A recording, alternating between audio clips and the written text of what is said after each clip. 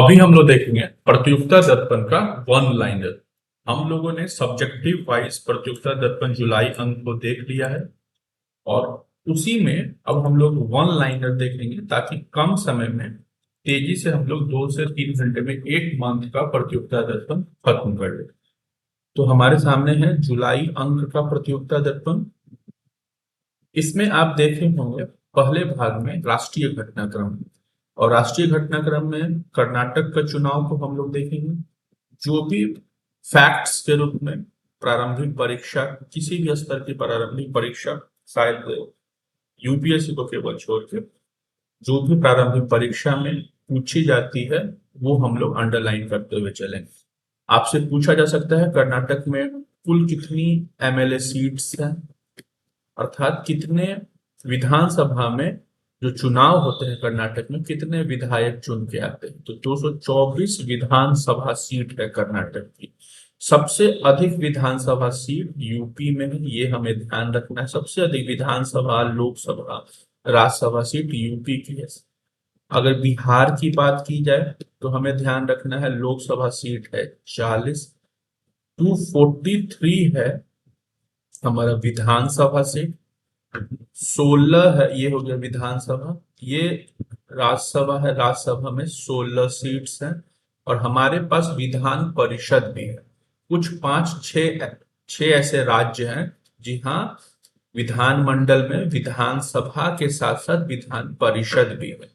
तो हमारे बिहार में विधान परिषद जो है, वीपी इसे लिख देते हैं, उसमें 75 सीट्स हैं। ये बिहार की स्थिति है। 40 लोकसभा, विधानसभा 243, राज्यसभा 16 और विधान परिषद 75। इसी तरह उत्तर प्रदेश में भी विधान परिषद है, ये हमें ध्यान रखना। 5-6 राज्यों में विधान परिषद है। ठीक है, तो ये हम देख लिए।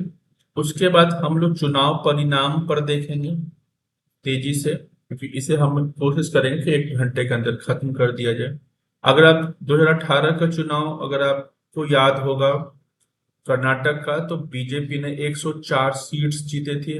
ये हमसे अब नहीं पूछा जाएगा, लेकिन ये पूछा जाएगा 66 जो सीट है वो बीजेपी ने इस बार जीती है, शायद आपसे पूछा जा सकता है।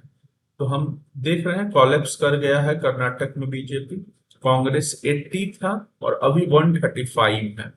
इन्होंने काफी अच्छा प्रदर्शन किया। जेडीएस जो हमारे पूर्व प्रधानमंत्री देवगौड़ा की पार्टी है, जेडीएस, जिसके आजकल करता धरता उनके पुत्र कुमारा स्वामी है, उन्होंने 37 सीट्स लाके भी इन दोनों ने अलायंस बनाकर बीजेपी को हटा दिया था कुछ समय के लिए, और कुमारा स्वामी मुख्यमंत्री बने थे। और इस बार जेडीएस का प्रदर्शन काफी खराब रहा है, 19 सीट्स इन्होंने जीती है।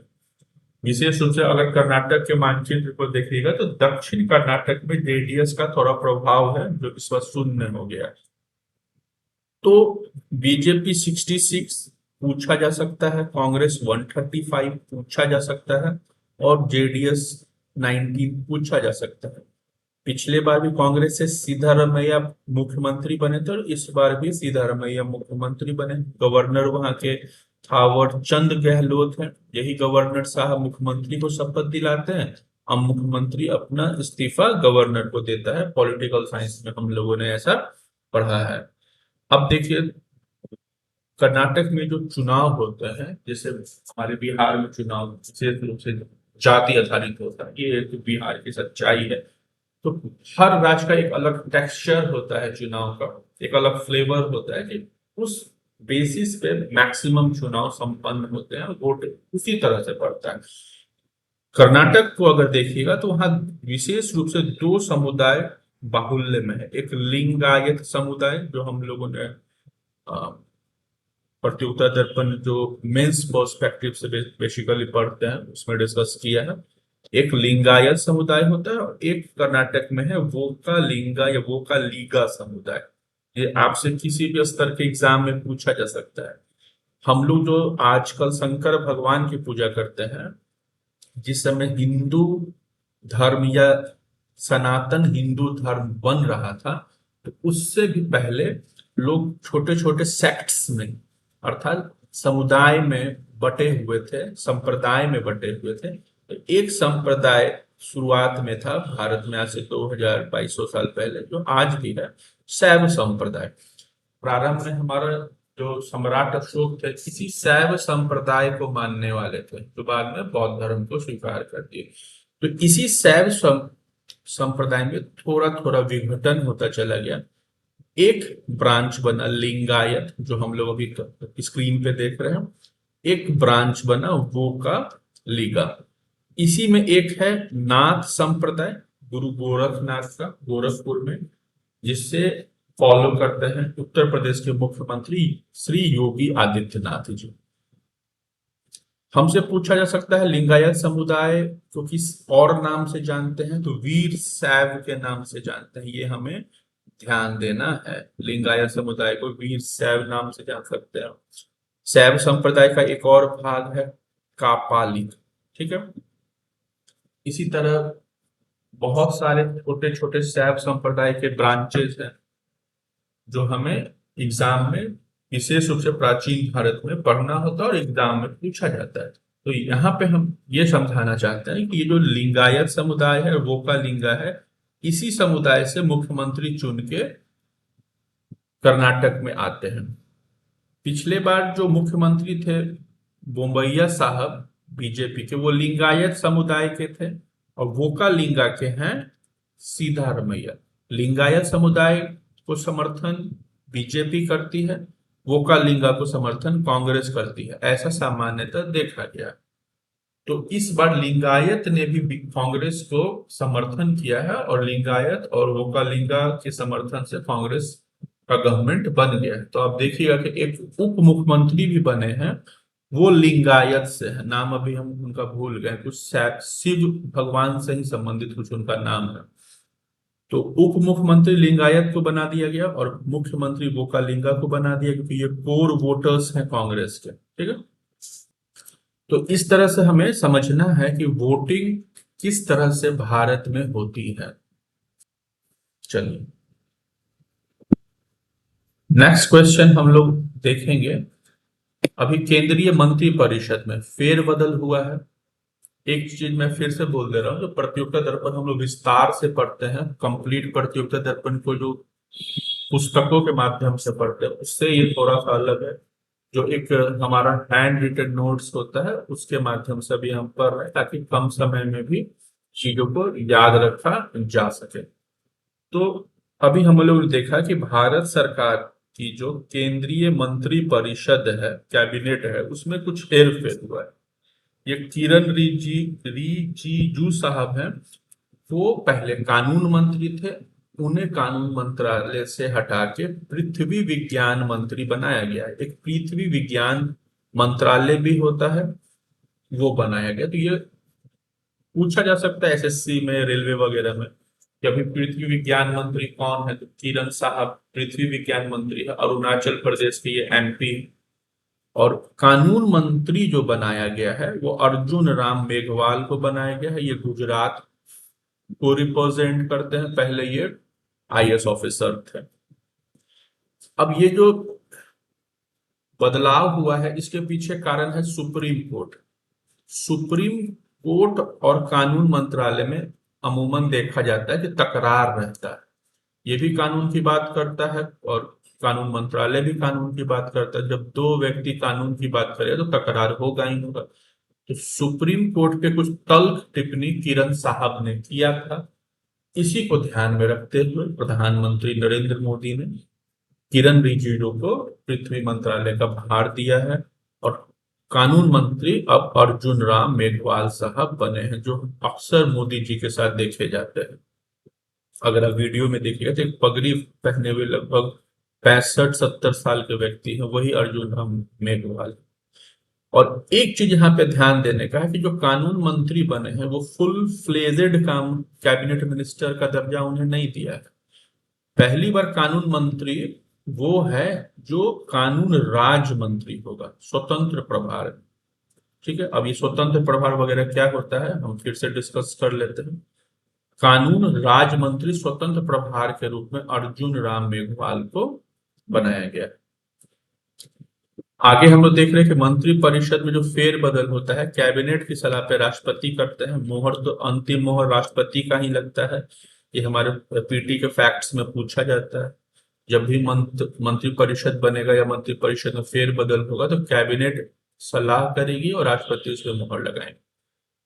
बेसिकली हमें ये जानना है इस टॉपिक में, ये जो हमारा केंद्रीय मंत्रिमंडल है, कैबिनेट है, जो पूरे भारत के लिए काम करता है, उसमें तीन प्रकार के मंत्री होते हैं। तीन प्रकार के मंत्री होते हैं। वो मंत्री गलत लिखा हुआ, मंत्री ऐसे होता है। तीन प्रकार के मंत्री होते हैं। एक full fledged cabinet minister, full fledged complete cabinet minister एक होते हैं। इनसे लेस पावर में कैबिनेट ये वाले कैबिनेट राज मंत्री स्वतंत्र प्रभार के होते, लिखा हुआ रहता है। और तीसरे नंबर के होते हैं केंद्रीय राज्य मंत्री। ये तीन प्रकार के मंत्री भारत सरकार के अधीन काम करते हैं। आप देख सकते हैं, अगर अमित शाह है, राजनाथ सिंह है, हमारी वित्त मंत्री निर्मला सीतारमन है, रेलवे मिनिस्टर अश्वनी वैष्णव साहब, ये लोग फुल फ्लेजेड कैबिनेट मिनिस्टर है। अब अगर हम लोग बात करेंगे कि जो कानून मंत्री जो बने हैं अर्जुन राम मेघवाल साहब, वो भी कैबिनेट मिनिस्टर हैं, लेकिन केंद्रीय राज्य मंत्री स्वतंत्र प्रभार के रूप में। थोड़ा सा इनका पावर कैबिनेट मिनिस्टर से कम होता है। ठीक है, इन्हें केंद्रीय राज्य मंत्री का प्रभार दिया गया है। स्वतंत्र प्रभार में, स्वतंत्र प्रभार का मतलब ये होता है कि ये अपना निर्णय इंडिपेंडेंट रूप से लेंगे। किन्हीं का दखल अंदाजी इनके मंत्रालय में नहीं होगा, केवल प्रधानमंत्री को छोड़ के। इनसे छोटा एक होता है केंद्रीय राज्य मंत्री, जैसे कि अभी हमारे केंद्रीय गृह मंत्री अमित शाह हैं। तो आप देखिएगा कि केंद्रीय गृह राज्य मंत्री नित्यानंद राय हैं, बिहार के उजियारपुर सीट के एमपी हैं। वो केंद्रीय गृह राज्य मंत्री, वो अमित शाह के अधीन काम करते हैं, लेकिन कोई भी निर्णय वो स्वतंत्र रूप से नहीं ले सकते। पावरफुल मिनिस्ट्री जरूर है, लेकिन फुल फ्लेजेड कैबिनेट मिनिस्टर को सपोर्ट करने के लिए इस पद को बनाया गया है। ठीक है, ये स्वतंत्रता के बाद सुविधा के अनुसार किया गया है। यहाँ पे लिखा हुआ है केंद्रीय मंत्री के बाद इनका स्थान आता है। ये पॉइंट हमें ध्यान रखना है, किसी मंत्रालय को ये रिपोर्ट नहीं करते हैं। यहाँ पे यही डिफरेंस है नंबर 3 और नंबर 2 में। ये किसी मंत्रालय को रिपोर्ट नहीं करेंगे। जैसे हमारे एक है केंद्रीय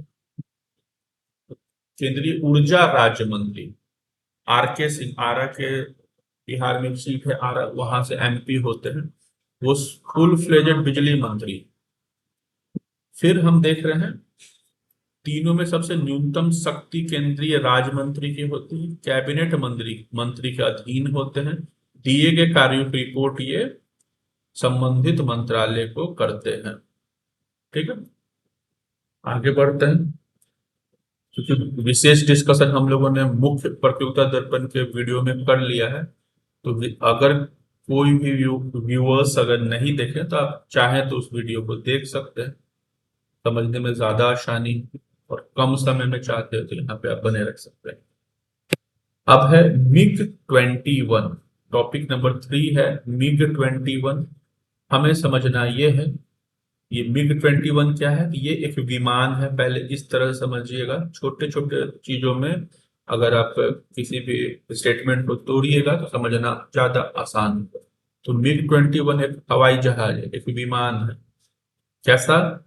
एक लड़ाकू विमान है। वो कॉमर्शियल नहीं है, वो लड़ाकू विमान है। जिसे बनाया है किसने? संयुक्त राज्य संघ ने बनाया। संयुक्त राज्य संघ ने, संयुक्त रूस नहीं लिखना सही होगा, संयुक्त राज्य संघ ने बनाया MiG-21 को। और 1960 के दशक में वायुसेना में ये शामिल हुआ। अर्थात MiG-21 को हम लोग संयुक्त सोवियत संघ से, संयुक्त राज्य संघ नहीं, सोवियत संघ से हम लोगों ने खरीदा है। सोवियत संघ जो इसका विघटन 1990 1991 में हो गया और सबसे बड़ा देश रशिया बना। तो 1960 में सोवियत संघ से हम लोगों ने MiG-21 को खरीदा। मई में MiG-21 राजस्थान के हनुमानगढ़ में दुर्घटनाग्रस्त हो गया है। ये एग्जाम में क्वेश्चन पूछा जा सकता है। और अगले आदेश तक वायुसेना किसी भी प्रकार के MiG-21 का उपयोग नहीं कर सकती है, क्योंकि ये अब ओल्ड वर्जन हो गया है, न्यू वर्जन की हमें आवश्यकता है। अगला क्वेश्चन आप देखिएगा कि भारतीय वायुसेना का एक विरासत केंद्र बना है। कहाँ बना है? तो चंडीगढ़ में विरासत केंद्र बना है। ठीक है, तो भारतीय वायुसेना ने एक हेरिटेज सेंटर बनाया है, एक म्यूजियम टाइप का, और जो भी उनके हेरिटेज चीजें होंगी उनको लाके वहां पे रखा जाएगा। हो सकता है MiG-21 से कभी किसी साइट को उन्होंने फतेह किया है, तो MiG-21 को लाके वहां पे रखा जाएगा और जाके कोई भी दर्शक वहां पे देख सकता है।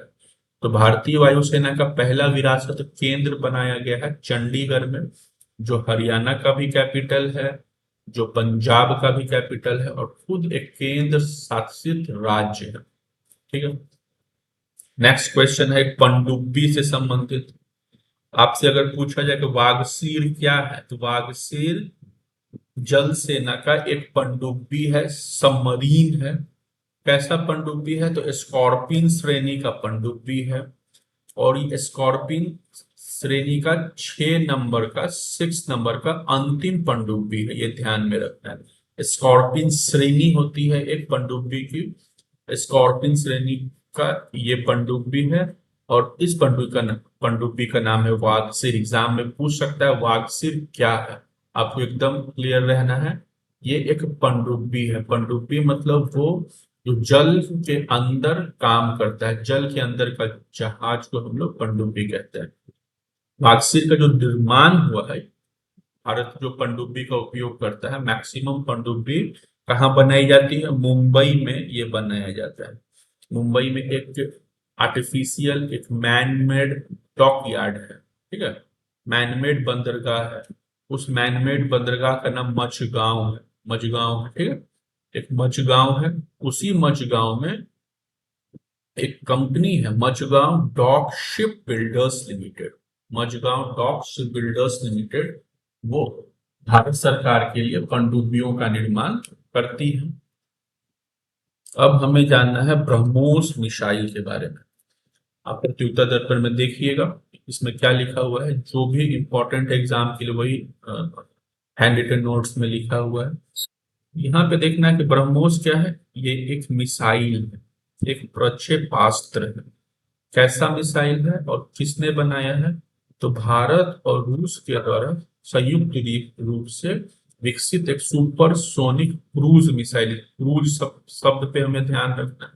भारत और रूस के द्वारा बनाया गया एक मिसाइल है। कैसा मिसाइल है? Cruise missile. क्रूज में भी कैसा? सुपरसोनिक क्रूज मिसाइल है। अब सुपरसोनिक शब्द को यहाँ पे क्यों जोड़ा गया है? इसलिए जोड़ा गया है कि जो भी मिसाइल या जो भी वायुयान या कोई भी ऐसा चीज, या आप भी साउंड के स्पीड से अर्थात ध्वनि के स्पीड से तेज हो जाइएगा। कितना तेज? 3 गुना हो जाइएगा, तो आपको सुपरसोनिक का दर्जा दिया जाएगा। तो हर वो विमान या हर वो चीज जो साउंड के स्पीड से 3 गुनी हो जाए, अगर साउंड का स्पीड 1 है और किसी चीज किसी पदार्थ का स्पीड 3 हो जाएगा, तो उसे सुपरसोनिक का दर्जा दिया जाएगा। तो ब्रह्मोस सुपरसोनिक मिसाइल है, लेकिन मिसाइल भी 2 प्रकार की होती है, एक क्रूज मिसाइल, एक बैलिस्टिक मिसाइल। तो ये है क्रूज मिसाइल। ठीक है, तो लगभग 3 गुना स्पीड रहता है ब्रह्मोस का। यहाँ पे एक शब्द लिखा हुआ है मैक। मैक क्या है? मैक है साउंड के स्पीड को मापने वाला यूनिट। साउंड के स्पीड से हम लोग बोलते हैं ना किलोमीटर पर आवर, ये भी एक यूनिट है स्पीड को मापने का। लेकिन जब स्पीड बहुत ज्यादा हो जाए तो स्पीड को मापने का अंतिम और सबसे बड़ा यूनिट मैक होता है। ठीक है, ये ध्यान रखना, फिजिक्स में पूछेगा मैक क्या है। तो मैक साउंड के स्पीड को मापने का यूनिट है। आगे बढ़ते हैं हम लोग। यहाँ पे डिफरेंशिएट करना है, अंतर देखना है मिसाइल में।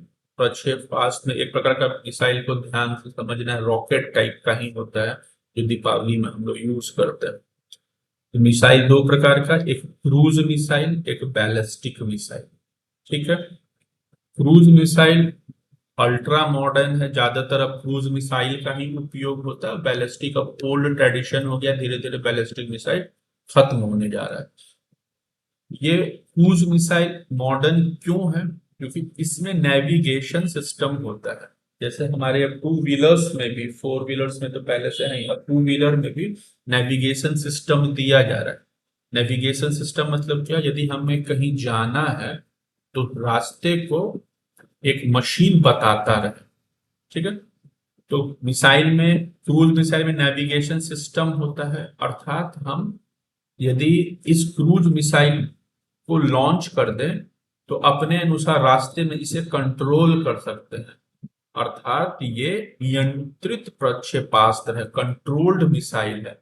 अपने अनुसार अगर ये एक बार लॉन्च हो जाता है और जब ये अपने एम पे टारगेट करेगा, उससे पहले इसके दिशा को हम लोग, इसके डायरेक्शन को हम लोग चेंज कर सकते हैं। तो ये एक क्रूज मिसाइल का स्पेसिफिकेशन है, एक विशेषता है। तो ये एक नियंत्रित मिसाइल है, इंसान लॉन्च के बाद भी इसे नियंत्रित कर सकता है, लेकिन बैलिस्टिक को हम लोग नहीं कंट्रोल कर सकते हैं। ये अनियंत्रित मिसाइल है। एक बार जब इसका टारगेट फिक्स है कि दिल्ली से अगर इसका उड़ान करना है और इस्लामाबाद पे टारगेट करना है, तो एक बार इसका टारगेट फिक्स हो गया तो इस्लामाबाद पे जाके ये गिर जाएगा। लेकिन रास्ते में क्रूज मिसाइल को, रास्ते को बदला जा सकता है, इस्लामाबाद की जगह पे रावलपिंडी में अटैक कराया जा सकता है। तीसरा, इसमें जो इंजन लगता है उसमें जेट इंजन का उपयोग करते हैं, जो वायुयान में उपयोग होता है। तो क्रूज मिसाइल में जेट इंजन होता है। ठीक है। चौथा है कि जमीन से, वायु से या समुद्र से, तीनों जगहों से इसे लॉन्च किया जा सकता है, इसे दागा जा सकता है। ये तीन हो गया। एक चीज जानना है, कभी कभी फिजिक्स में पूछता है जेट इंजन किस सिद्धांत पे काम करता है, तो हमें ध्यान में रखना है रॉकेट के सिद्धांत पे काम करता है। रॉकेट का जो टेक्नोलॉजी है, जो तरीका है लॉन्च होने का, वही तरीका जेट इंजन का भी है।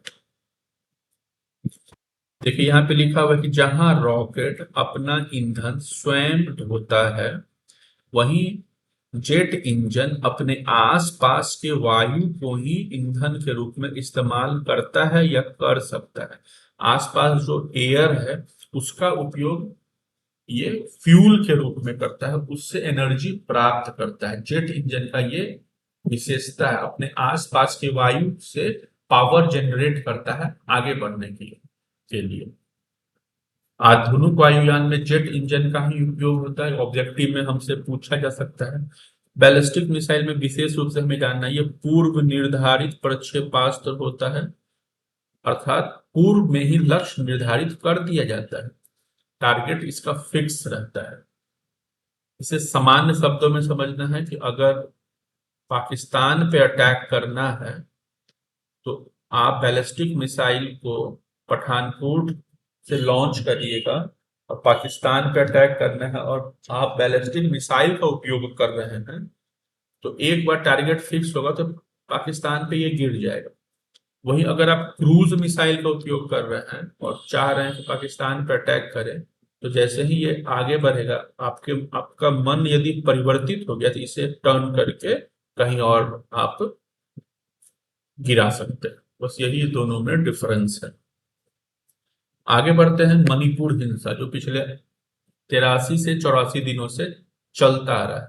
मणिपुर में एक जिला है चूड़ाचांद, वहीं से ये शुरू हुआ है और वहीं से लगातार ये होता जा रहा है। आज भी हो रहा है, अभी भी हो रहा है। तो मणिपुर हिंसा में हमें समझना है कि देखिए, मणिपुर में विशेष रूप से दो समुदाय है। जैसे कर्नाटक में था एक वोकालिंगा और एक लिंगायत, वो लोग जिधर वोट करते हैं उनका मुख्यमंत्री बनता है। तो कहीं ना कहीं यहाँ पे भी एक समुदाय की ही, दो समुदाय के कारण ही ये लड़ाई हो रही है। हालांकि आप सामान्य शब्दों में ये समझिए, ये पूरी तरह से पॉलिटिशियन गेम है। यहाँ ये समझना है कि एक समुदाय है मणिपुर में, मैती समुदाय, मैती कम्युनिटी। और जब बात आती है कम्युनिटी की, तो वो जात से थोड़ा ऊपर हो जाता है। एक कम्युनिटी में बहुत सारे कास्ट आ सकते हैं, ये ध्यान रखना है। और रिलीजन भी आ सकता है, इस पे हम लोग कभी बाद में चर्चा करेंगे। तो एक मेती लोग हैं, एक, और एक है कुकी लोग, नीचे लिखा हुआ होगा, एक मेती है और एक कुकी है, और एक पहाड़ी लोग। ठीक है, यहीं पे नगा लोग भी यहाँ रहते हैं, नागालैंड वाले, नागालैंड वाले मणिपुर में भी रहते हैं। तो विशेष रूप से एक मैती समुदाय है, एम फॉर मैती, और एक है विशेष रूप से कुकी समुदाय। इन्हीं दोनों के बीच युद्ध जैसी स्थिति है। युद्ध जैसी स्थिति क्यों है? क्योंकि ये जो मैती समुदाय है, ये अधिक जनसंख्या में मणिपुर में है, और कुकी समुदाय है वो अल्पसंख्यक है मणिपुर का। ठीक है, ये जो कुकी समुदाय है, जो अल्पसंख्यक है मणिपुर का, वो पहाड़ियों पे बसता है। और ये जो मैती समुदाय है जो बहुसंख्यक है, मेजोरिटी में है, ये लोग प्लेन्स में रहते हैं, अर्थात मैदानी इलाकों में रहते हैं, और ये वैलीज में रहते हैं, अर्थात घाटियों में रहते हैं। ये लोग घाटियों में रहते हैं, मैदानी इलाकों में रहते हैं, और कुकी जो है वो पहाड़ियों पे रहते हैं। ये दो चीज हम लोग समझ गए। अब क्या है ना, कि अभी मणिपुर हाईकोर्ट ने कहा है कि मैथियों को एसटी का दर्जा दिया जाए, और इसके लिए राज्य सरकार को मणिपुर हाईकोर्ट ने कहा कि इन्हें एसटी का दर्जा देने के लिए कानून बनाइए। जैसे ही इन्हें एसटी का दर्जा दे दिया जाएगा मैथियों को, तो, और ये एसटी हो जाएंगे, आदिवासी घोषित हो जाएंगे, तो ये पूरे मणिपुर में कहीं भी जाके रह सकते हैं। अब चूंकि कुकी पहले से ही माइनॉरिटी में है, एक जगह में रहते हैं, उनका एक कल्चर है, और ये मैती लोग यदि पहाड़ियों पे जाके बसना प्रारंभ कर देंगे, तो इनका तो एक पॉपुलेशन का पलायन भी होगा, इनके कल्चर को भी इम्पैक्ट करेगा। इसी कारण से मैती और कुकियों में लड़ाई हो रहा है। कुकी समुदाय विरोध करना प्रारंभ कर दिया, और विरोध करना प्रारंभ कर दिया, तो इस विरोध को शांत नहीं किया जा रहा है। शांत करना आसान है, लेकिन किया नहीं जा रहा है, बस यही समझना है। ठीक है, देखिए यहाँ पे लिखा है, पर्वतीय इलाकों में रहने वाले अल्पसंख्यक नगा व कुकी जनजातियों का विरोध हो रहा है। इसमें एग्जाम में पूछ सकता है कि कुकी समुदाय कहाँ का है, तो मणिपुर का। मैती कहाँ के हैं, तो मणिपुर के हैं। और जो डिस्कशन अभी हम लोगों ने किया है, वो यही सभी चीजें यहाँ पे लिखी हुई है।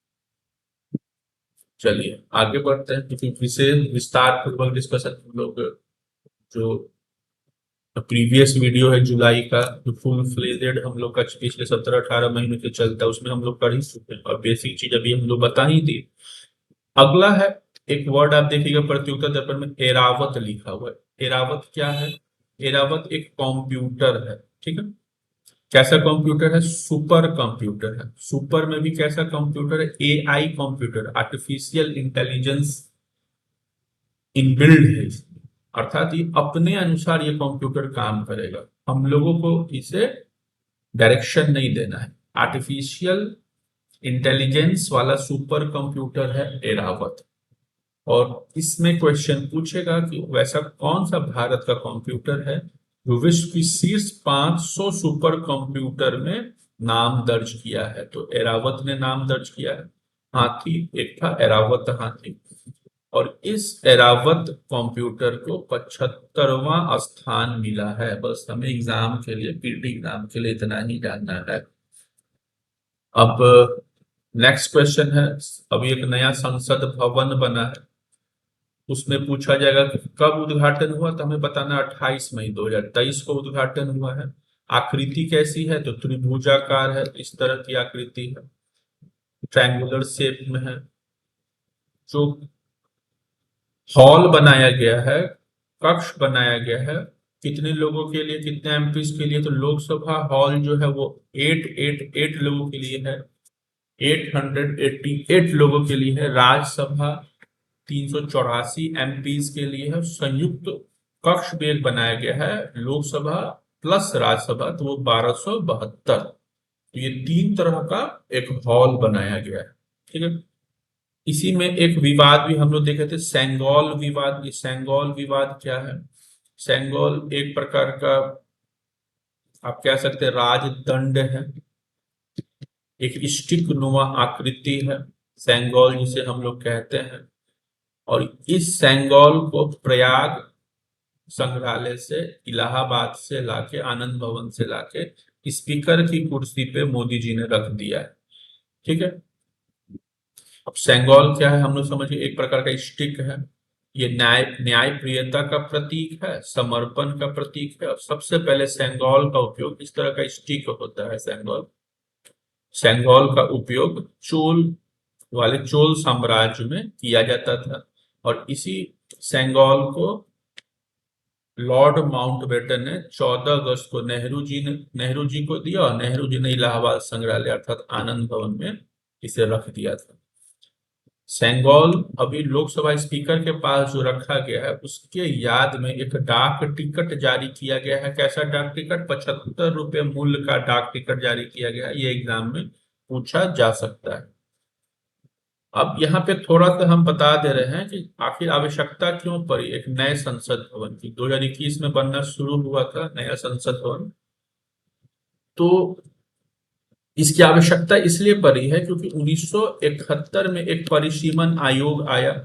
उन्होंने सीट निर्धारित किया कि लोकसभा में 543 और राज्यसभा में मैक्सिमम 250 सदस्य एमपी के होंगे। एमपी के 250 सदस्य होंगे।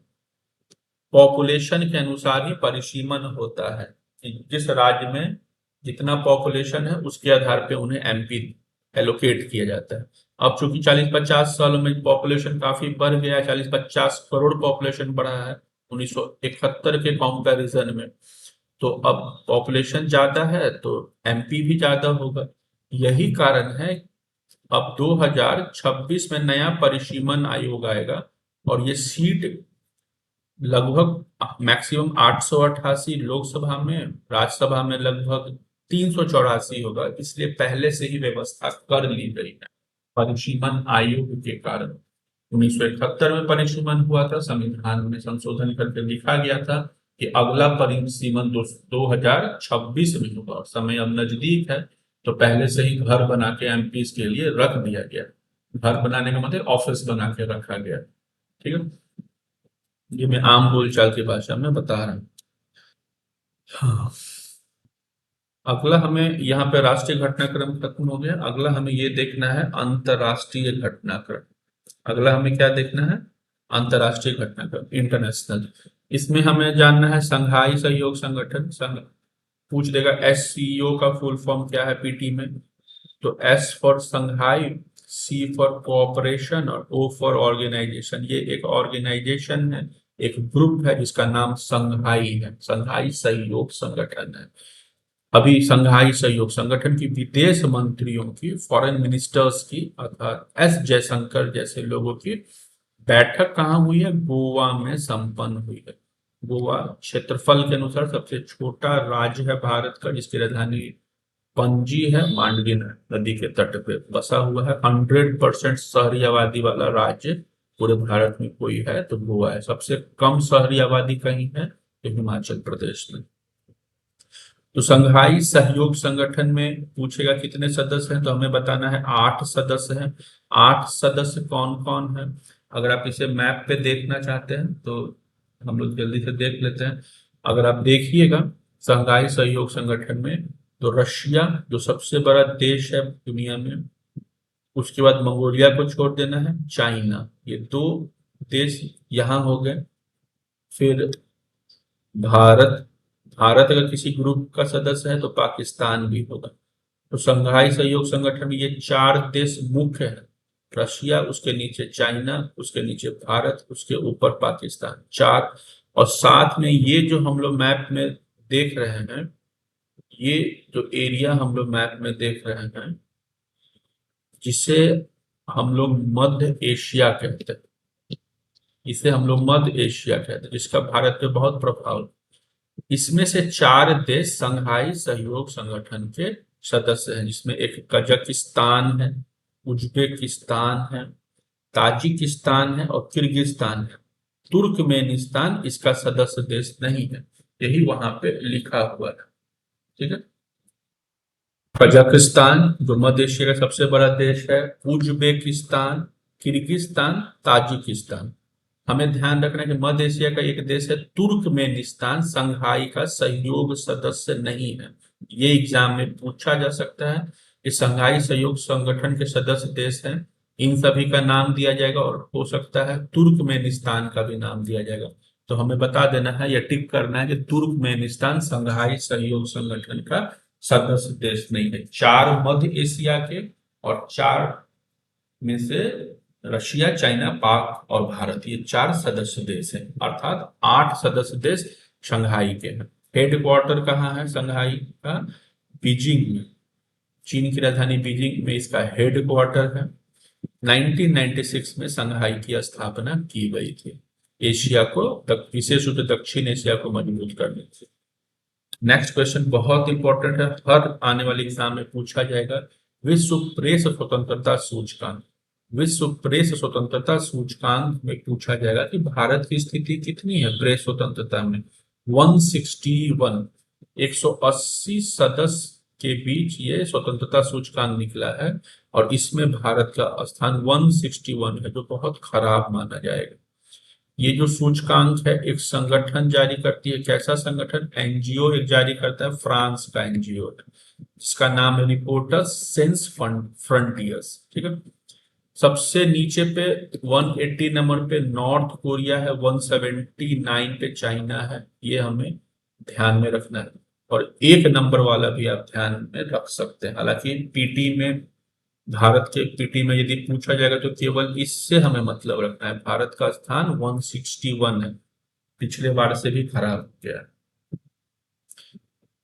नेक्स्ट हम देखेंगे मालदीव के बारे में। यदि आप मैप में देखिएगा भारत को, तो यहाँ पे लक्षद्वीप है, लक्षद्वीप के नीचे मालदीव है, यहाँ पे अरब सागर है।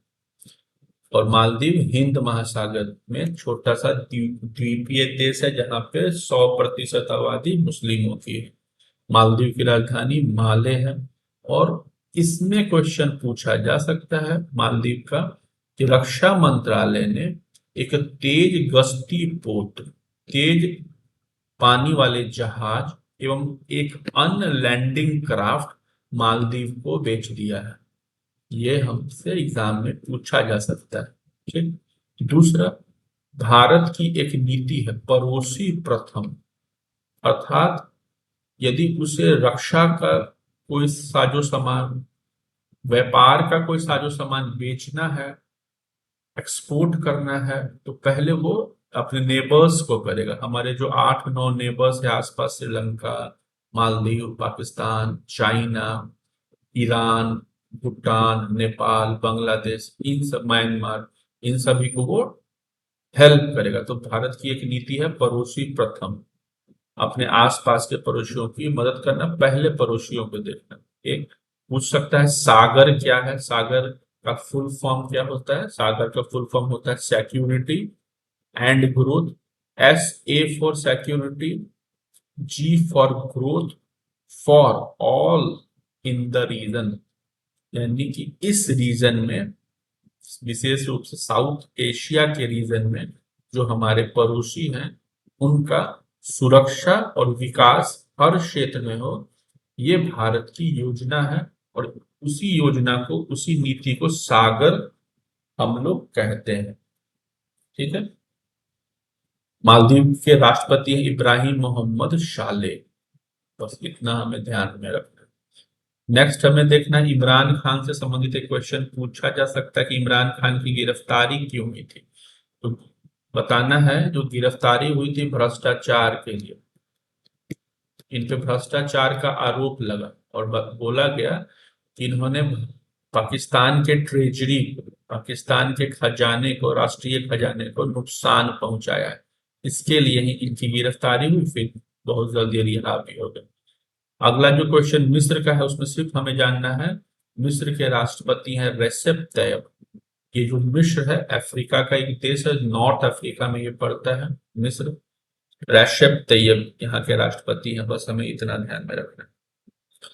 नेक्स्ट क्वेश्चन G7, जो बहुत ही इंपॉर्टेंट है, ग्रुप 7 जिसे कहते हैं। इसमें पूछेगा कि G7 की जो बैठक हुई है, कितने नंबर की बैठक हुई है? तो 49 नंबर की शिखर सम्मेलन हुआ है। कहाँ हुआ है? जापान के एक शहर हिरोशिमा में हुआ, जहाँ पे कभी द्वितीय विश्व युद्ध में अमेरिका ने परमाणु बम से हमला किया था, हिरोशिमा और नागासाकी में। तो शिखर सम्मेलन हिरोशिमा में हुआ है। अब जापान में G7 का शिखर सम्मेलन हुआ है, तो वहां के प्रधानमंत्री मेजबानी करेंगे। तो जापान के प्रधानमंत्री का नाम हमें ध्यान रखना है, फूमियो। फूमियो किशिदा जापान के प्रधानमंत्री हैं, जिन्होंने G7 की मेजबानी की है। हिरोशिमा में इसका 49 नंबर का शिखर सम्मेलन हुआ है। ये आने वाले सभी एग्जाम में कमोबेश पूछा जाएगा। लगभग 7 सदस्य हैं। लगभग मैं इसलिए बोल रहा हूं क्योंकि 6 देश, ये 6 देश और एक संघ, एक ऑर्गेनाइजेशन, अर्थात यूरोपीय यूनियन, यूरोपीय संघ इसके सदस्य हैं। ये सभी विकसित देश हैं। उत्तरी अमेरिका का जो महाद्वीप, उत्तरी अमेरिका महादेश है, उसमें कनाडा और उसमें अमेरिका, संयुक्त राज्य अमेरिका, इसके सदस्य हैं। फिर हम लोग उसके ईस्ट में यूरोप में देखेंगे तो विशेष रूप से वेस्ट यूरोप, जो अपेक्षाकृत ईस्ट यूरोप से विकसित है, फ्रांस, ब्रिटेन, जर्मनी और इटली, इसके सदस्य देश हैं। ठीक है। और इन लोगों ने मिलकर एक ग्रुप बनाया है, यूरोपीय संघ, जिसकी राजधानी बेल्जियम में। ये 7 इसके सदस्य हैं। इसे एक बार हम लोग मैप पे भी देख लेते हैं ताकि समझने में आसानी होगा। ये जो ग्रुप 7 है, औद्योगिक रूप से विकसित देशों का ग्रुप, आप देखिए कि उत्तरी अमेरिका जो एक महादेश है, ये जो उत्तरी अमेरिका है, इसमें मैक्सिको भी आता है। उत्तरी अमेरिका, उसमें एक बड़ा देश कनाडा और यूनाइटेड स्टेट्स G7 के सदस्य हैं।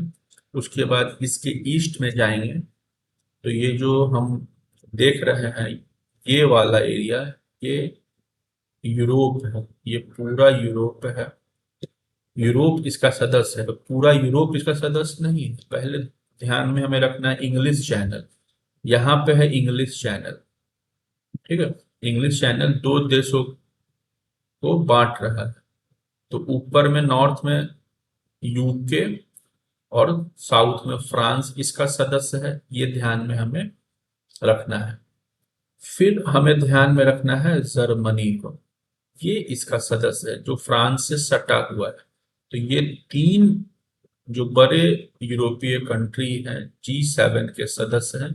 तो 3 और उधर 2, 5 हो गया। एक और जो अपेक्षाकृत कम विकसित है यूरोप में, जिसे यूरोप का किसानों का देश कहते हैं, इटली। ये इटली, ठीक है। तो इटली इसका सदस्य देश है। फिर हम लोग जो इस यूरोप को देखते हैं, ये पूरा जो यूरोप हम लोग देख रहे हैं, इन्होंने मिलकर एक ग्रुप बनाया है, यूरोपीय यूनियन बनाया। यूरोपीय यूनियन लगभग 54 देश है इसमें। ये भी G7 का सदस्य देश, सदस्य ऑर्गेनाइजेशन है। ठीक है। तो G7 का यही मतलब होता है। इतना हमसे पीटी में पूछा जाएगा। नेक्स्ट क्वेश्चन जो इंपॉर्टेंट है वो है हिंद प्रशांत द्वीप समूह सहयोग मंच। हिंद महासागर और प्रशांत महासागर, आप ध्यान में देखिएगा। यदि आप, अगर हम लोग मैप पे देखते हैं, अगर हम लोग मैप में देखें तो भारत के नीचे हिंद महासागर, ये सभी एरिया हिंद महासागर। इधर हम लोग आते हैं तो ये सब एरिया प्रशांत महासागर, ये सब जो हम अंडरलाइन कर, ये सब प्रशांत महासागर। इतने बड़े क्षेत्र में छोटे छोटे द्वीपीय देश, छोटे छोटे द्वीपीय देश है जो हिंद प्रशांत मंच का ग्रुप सदस्य है। इसमें आप देखिएगा, अगर आप इस मैप में देखिएगा तो हिंद प्रशांत क्षेत्र में आप सबसे ईस्ट में चले जाइए, छोटे छोटे आइलैंड कंट्रीज है। किरीबाती इसका सदस्य है। फिर आप देखिएगा फिजी, इसकी राजधानी सूबा है, जहाँ पे भारत के बहुत सारे लोग रहते हैं।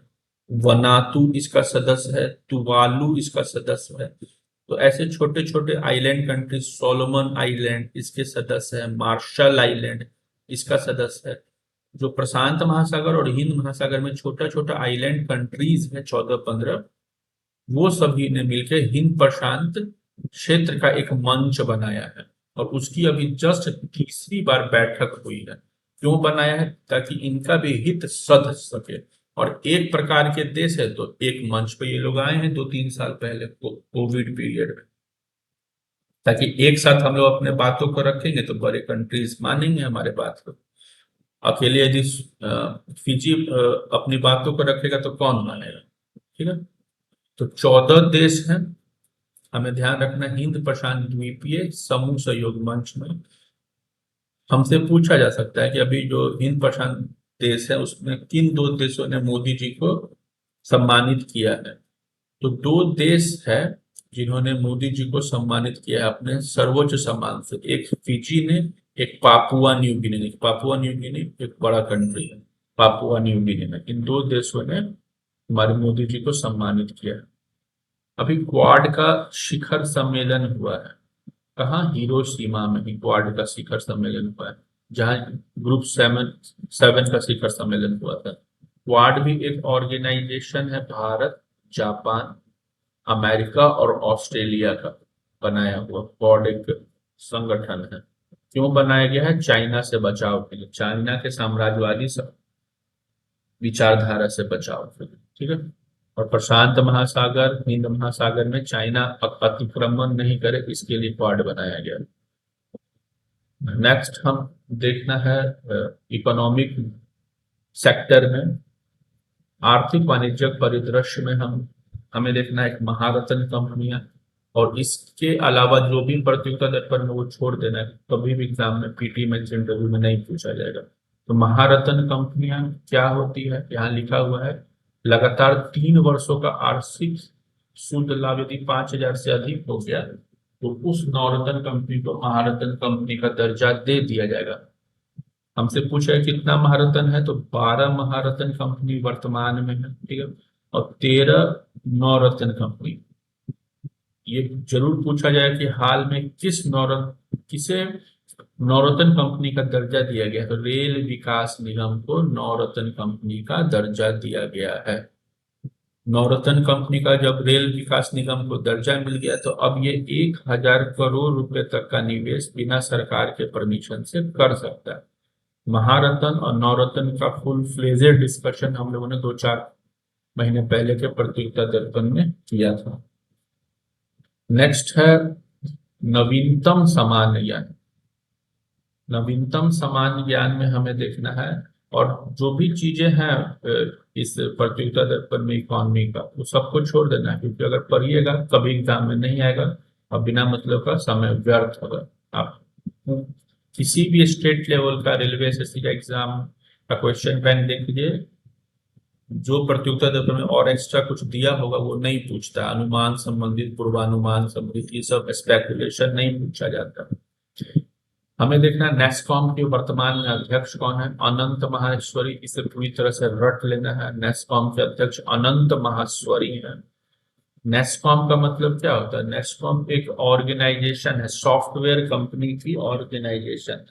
भारत में जो सॉफ्टवेयर कंपनी है, इन्फोसिस है, आईपीएम वगैरह है, इन कंपनीज ने मिलकर एक ऑर्गेनाइजेशन बनाया जिसका नाम है NASSCOM, national association of software and service companies, जिन्होंने अपना एक संगठन बनाया है। इसके अब चेयरमैन अनंत माहेश्वरी बनाए गए। ठीक है।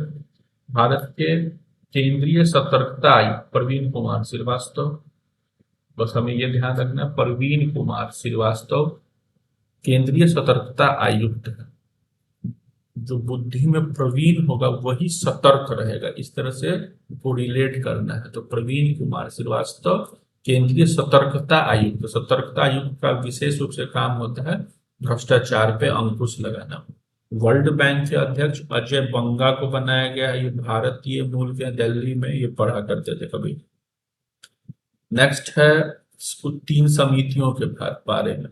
संसद जो है हमारा पार्लियामेंट, उसकी 3 फाइनेंशियल कमेटी होती है। 3 फाइनेंशियल कमेटी, एक लोक लेखा समिति, एक होता है लोक उपक्रम पे बनाई गई समिति और एक होता है प्राक्कलन समिति। इन्हीं तीन समितियों के बारे में पढ़ना है जो पैसे के लेन देन पर ध्यान रखता है ताकि अपव्यय न हो, पैसे का, जनता के पैसे का अपव्यय न हो। तो लोक लेखा समिति से सब क्वेश्चन पूछा जाएगा, कैसी समिति है? तो ये वित्तीय समिति है। अध्यक्ष अधीर रंजन चौधरी हैं कांग्रेस के। लोकसभा में नेता अधीर रंजन चौधरी इसके लोक लेखा समिति के अध्यक्ष है। 22 सदस्य होता है लोक लेखा समिति में, पीएससी में 22 सदस्य होता है। 15 लोकसभा से चुन के जाते हैं और 4 राज्यसभा से चुन के जाते हैं। राज्यसभा वाले मत नहीं दे सकते, अर्थात वोटिंग नहीं कर सकते, अपना विचार केवल ये व्यक्त कर सकते हैं। यहाँ पे लिखा हुआ, यह समिति भारत सरकार के लोक लेखे तथा नियंत्रक एवं महालेखाकार के प्रतिवेदन का निरीक्षण करती है। ठीक है, लोक धन के अपव्यय को रोकती है। ये लोक लेखा समिति का काम। हमेशा लोक लेखा समिति का अध्यक्ष विपक्ष का जो नेता होता है लोकसभा में, वही लोक लेखा समिति का अध्यक्ष बनाया जाता है परंपरागत रूप से। इस नियम को माना जाता है, कॉन्स्टिट्यूशन में कहीं भी ऐसा नहीं लिखा हुआ है। दूसरा है, और फाइनेंस की सबसे बड़ी कमेटी है संसद की प्राक्कलन समिति सदस्य के अनुसार। तो यहाँ 30 सदस्य होते हैं प्राक्कलन समिति में, 30 सदस्य होते हैं एस्टिमेट्स कमेटी में, और सभी के सभी सदस्य लोकसभा से चुन के आते हैं। ये ध्यान रखना है, सभी के सभी सदस्य लोकसभा से चुन के आते हैं। बीजेपी के एमपी गिरीश बापट इसके अध्यक्ष हैं। जिसकी सरकार होती है उसी का अध्यक्ष होता है, ये ध्यान रखना है, गिरीश बापट। तीसरा है लोक उपक्रमों पे संसदीय समिति, parliamentary committee on public undertakings. जो भी पब्लिक अंडरटेकिंग्स है, जैसे एलआईसी है कुछ, और पब्लिक सेक्टर कंपनीज वगैरह है, आईयूसीएल वगैरह है, उसकी एक समिति होती है लोक उपक्रमों पे संसदीय समिति। उसमें भी 22 सदस्य होते हैं पीएससी की तरह, 15 लोकसभा से और 7 राज्यसभा से। ये तीनों समितियां मिलके लोक अपव्यय को रोकती हैं, कहीं ना कहीं भ्रष्टाचार को भी रोकती है। विपक्ष और पक्ष दोनों मिलकर सरकार पे वित्तीय दबाव कायम रखता है। आगे बढ़ेंगे हम लोग और देखेंगे पुरस्कार से संबंधित। पुरस्कार में केवल हमें जानना है टेम्पल्टन पुरस्कार। जितना भी यहाँ पे लिखा हुआ है, मैं विश्वास के साथ कहता हूँ, इसके अलावा नहीं जानना है। जानिएगा, नॉलेज जरूर बढ़ सकता है, एग्जाम में क्वेश्चन नहीं पूछा जाएगा, ये 99% मेरी गारंटी है। पुरस्कार में एक है टेम्पल्टन पुरस्कार, किसे दिया गया है अभी 2023 का, डॉक्टर एडना अदन को। डॉक्टर एडना अदन को टेम्पल्टन पुरस्कार दिया गया है। ठीक, बस इतना ही जानना है। अमेरिका टेम्पल्टन पुरस्कार देता है, डिटेल में जानना है तो आप इससे पहले के वीडियो को देख लीजिएगा। डॉक्टर एडना अडन टेम्पल्टन पुरस्कार, ये रट लेना है हमें। दूसरा एक प्रेस फ्रीडम पुरस्कार दिया गया है, उनका नाम है गुइनेमो कानो वर्ल्ड प्रेस फ्रीडम पुरस्कार। गुइनेमो कानो एक व्यक्ति का नाम था और उन्हीं के ही नाम पे, ये एक पत्रकार थे गुइनेमो कानो, उनके नाम पे वर्ल्ड प्रेस फ्रीडम पुरस्कार दिया जाता है प्रति वर्ष। 3 महिला है, नीलोफर, इलाहे और नरगिस। ये इंपॉर्टेंट क्वेश्चन है, नीलोफर, इलाके और नरगिस, इन 3 महिला को अभी गुइनेमो कानो वर्ल्ड प्रेस फ्रीडम पुरस्कार दिया गया कि तीनों के तीनों पत्रकार है, ईरान की जेल में बंद है और ईरान में महिलाओं पे विशेष रूप से जो अत्याचार किया जाता है उसे निर्भीक रूप से ये बताने का काम करती हैं। और साथ ही साथ जो भी माओवादी है वहां, आतंकवादी, उनका ये लोग सामना किए हैं और इन्हें अभी सरकार जेल में रख दी है। नीलोफर, इलाहे और नरगिस, ये 3 का, 2 का नाम एन से, 1 का नाम ई से। गुइनेमो कानो वर्ल्ड प्रेस फ्रीडम पुरस्कार यूनेस्को देता है, ये हमें ध्यान में रखना है। तीसरे नंबर पे है लता दीनानाथ मंगेशकर पुरस्कार। पहला पुरस्कार मोदी जी को मिला था और दूसरा पुरस्कार जो लता मंगेशकर के नाम पे शुरू किया गया है मंगेशकर फाउंडेशन के द्वारा, दूसरा पुरस्कार आशा भोसले को दिया गया है। ठीक है। अंतर्राष्ट्रीय बुकर पुरस्कार, ये ध्यान में रखना है। लंदन ये पुरस्कार देता है, अंतर्राष्ट्रीय बुकर पुरस्कार। 2023 का बुकर पुरस्कार किसे मिला है? जॉर्जी को मिला है। जो रचनाकार हैं जॉर्जी, उन्हें अंतर्राष्ट्रीय बुकर पुरस्कार मिला है। जॉर्जी यूरोप के बुल्गारिया के रहने वाले हैं। इन्होंने एक उपन्यास लिखा है, टाइम शेल्टर उपन्यास है। अंतर्राष्ट्रीय बुकर पुरस्कार पुरस्कार का उपन्यास है टाइम शेल्टर, जो जॉर्जी ने लिखा है। और इसका अंग्रेजी अनुवाद किया है एंजेला रॉडेल ने। तो जो अंग्रेजी अनुवाद करते हैं वो और जो लिखते हैं वो, दोनों को संयुक्त रूप से अंतर्राष्ट्रीय बुकर पुरस्कार दिया जाता है। तो एंजेला रॉडेल और जॉर्जी को अंतर्राष्ट्रीय बुकर पुरस्कार दिया गया। ये एक इम्पोर्टेंट क्वेश्चन, पिछली बार भारत को मिला था ये पुरस्कार। एक महिला थी, उत्तर प्रदेश के मैनपुरी जिले। नेक्स्ट क्वेश्चन है, पुलित्जर पुरस्कार पत्रकारिता के क्षेत्र में दिया जाता है, साहित्य के क्षेत्र में दिया जाता है, ड्रामा संगीत वगैरह के क्षेत्र में दिया जाता है। पुलित्जर पुरस्कार कोलंबिया यूनिवर्सिटी को देती है। प्रत्येक वर्ष 30-40 लोगों को पुलित्जर पुरस्कार दिया जाता है, इसलिए इस क्वेश्चन को छोड़ देने में फायदा है, क्योंकि 30-40 लोगों को आप पढ़ नहीं सकते हैं। बस इतना ही जानना है पुलित्जर पुरस्कार किन क्षेत्रों में, तो 4 क्षेत्रों में दिया जाता है। और अमेरिका की यूनिवर्सिटी कोलंबिया यूनिवर्सिटी देती है, जिस यूनिवर्सिटी में कभी अम्बेडकर साहब पढ़ा करते थे। 30-40 लोग यदि आप याद रख सकते हैं तो रख लीजिए, मेरा विश्वास है आप याद नहीं रख पाइएगा। नेक्स्ट एक खेल पुरस्कार है, लॉरियस विश्व खेल पुरस्कार।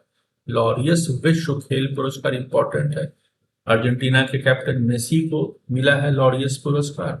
और एक जमैका की एथलीट है, उत्तरी अमेरिका के पास का एक छोटा सा द्वीपीय देश है जमैका। इन सभी से मिलकर वेस्ट इंडीज नामक क्रिकेट टीम बनती है, जहां के उसेन बोल्ट धावक थे। तो जमैका की एथलीट है शैली, इन्हें महिला का उसेन बोल्ट बोला जाता है। तो शैली को लॉरियस विश्व खेल पुरस्कार दिया गया। प्रत्युत्तर दर्पण में इनका फोटो भी है, आप देख सकते हैं। आईफा अवार्ड हम लोग को देखना है, भारत का ये एक इंटरनेशनल लेवल का अवार्ड है। आईफा पुरस्कार, इंटरनेशनल फिल्म फेस्टिवल अवार्ड इसे बोला जाता है आईफा।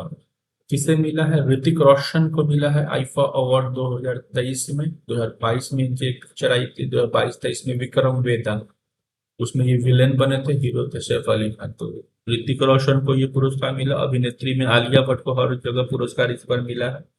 काठियावाड़ी एक कोई मूवी है उस पिक्चर के लिए। और सर्वश्रेष्ठ फिल्म का पुरस्कार अजय देवगन का दृश्यम 2 को मिला है आईफा अवार्ड।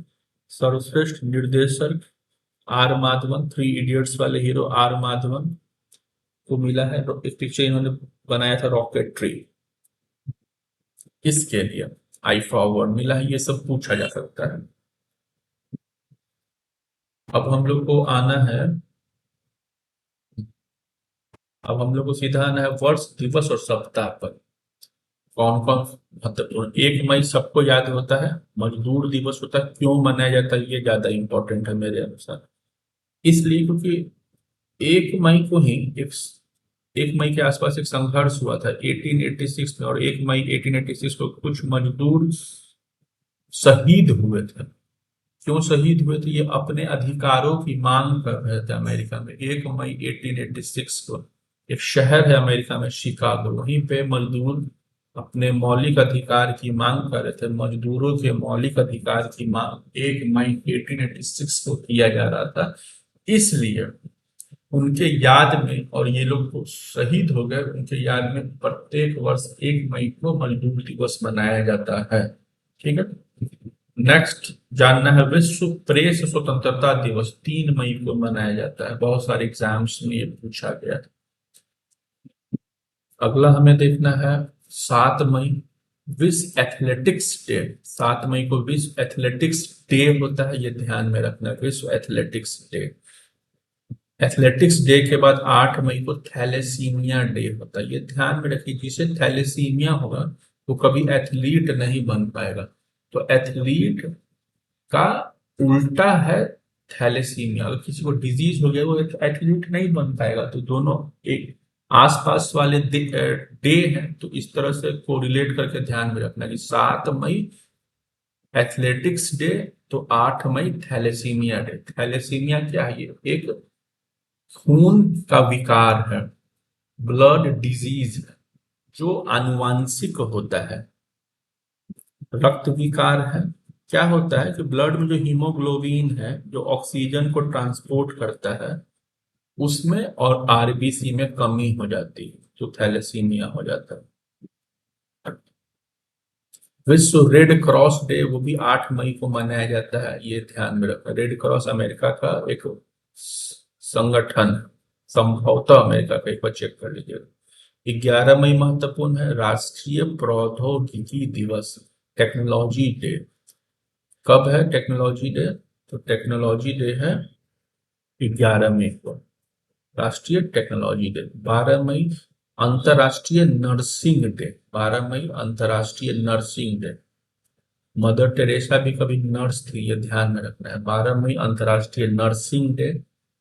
15 मई अंतर्राष्ट्रीय परिवार दिवस, 15 मई अंतर्राष्ट्रीय परिवार दिवस, ये भी इंपॉर्टेंट है 15 मई वाला। 17 मई विश्व संचार दिवस, आप चाहें तो छोड़ सकते हैं, विश्व संचार दिवस। और उच्च रक्तचाप दिवस, ये चाहें तो आप छोड़ सकते हैं, ये उतना इंपॉर्टेंट नहीं, ये दोनों बहुत इंपॉर्टेंट ये थे। 18 मई अंतर्राष्ट्रीय म्यूजियम डे है। और एक ध्यान में रखना है, 18 अप्रैल हेरिटेज डे। तो हेरिटेज चीजों को म्यूजियम में रखा जाता है, तो 18 अप्रैल हेरिटेज डे, विश्व विरासत दिवस। और 18 मई अंतर्राष्ट्रीय म्यूजियम डे। म्यूजियम और हेरिटेज एक दूसरे को सपोर्ट करता है, ये ध्यान में रखिए, बस महीने का फर्क। 22 मई अंतर्राष्ट्रीय जैव विविधता दिवस, बायोडाइवर्सिटी डे। 28 मई चाहे तो आप छोड़ सकते हैं। 29 मई संयुक्त राष्ट्र शांति सैनिकों के लिए अंतर्राष्ट्रीय दिवस, संयुक्त राष्ट्र शांति सैनिकों के लिए अंतर्राष्ट्रीय दिवस 29 मई, ठीक है। 30 मई बहुत इंपॉर्टेंट है, 30 मई हिंदी पत्रकारिता दिवस। 1826 30 मई को कलकत्ता से एक समाचार पत्र, एक साप्ताहिक समाचार पत्र जारी किया गया था, उदंड मार्तंड। उसी के याद में पत्रकारिता दिवस मनाया जाता है भारत में प्रति 30 मई को, प्रत्येक वर्ष के, ठीक है। नेक्स्ट है, भारतीय सेना का ध्रुव हेलीकॉप्टर कश्मीर के किस बार में दुर्घटनाग्रस्त हो गया? पूछेगा ध्रुव क्या है, तो ध्रुव एक हेलीकॉप्टर है, बस इतना ध्यान रखना है, भारतीय सेना का है। कश्मीर में जिला किश्तवाड़, वहां दुर्घटनाग्रस्त हो गया है, बस उसको छोड़ देना। फिर आगे G20 की एक बैठक हुई है, कैसी बैठक? पर्यटन कार्य समूह की बैठक, टूरिज्म से संबंधित एक बैठक हुई है, कहाँ? श्रीनगर में। और श्रीनगर से बेहतर टूरिस्ट स्पॉट कोई नहीं है, तो श्रीनगर में पर्यटन से संबंधित एक बैठक हुई है G20 की। अब हमें कुछ ऑपरेशन, कुछ अभियान देखने हैं, जो 2 या 2 से अधिक देश आपस में मिलकर एक्सरसाइज करते हैं। तो उसमें जानना है नौ सैनिक अभ्यास समुद्र शक्ति। इसमें पूछेगा ना कि समुद्र शक्ति क्या है, तो आप पूछ सकता है कि कैसा अभ्यास है, तो ये नौ सैनिक अभ्यास है। थल सैनिक या वायु सैनिक अभ्यास नहीं है, नौ सैनिक अभ्यास, ये ध्यान में रखना है। समुद्र शक्ति नौ सैनिक अभ्यास है, समुद्र में हमेशा नौसेना का ही अभ्यास होगा, ये ध्यान रखना है। समुद्र शक्ति एक नौ सैनिक अभ्यास है। 2 देश मिलके नौ समुद्र शक्ति अभ्यास करता है, भारत और इंडोनेशिया। समुद्र से चारों तरफ से इंडोनेशिया घिरा हुआ भी है, तो इससे नौसेना की ज्यादा आवश्यकता है।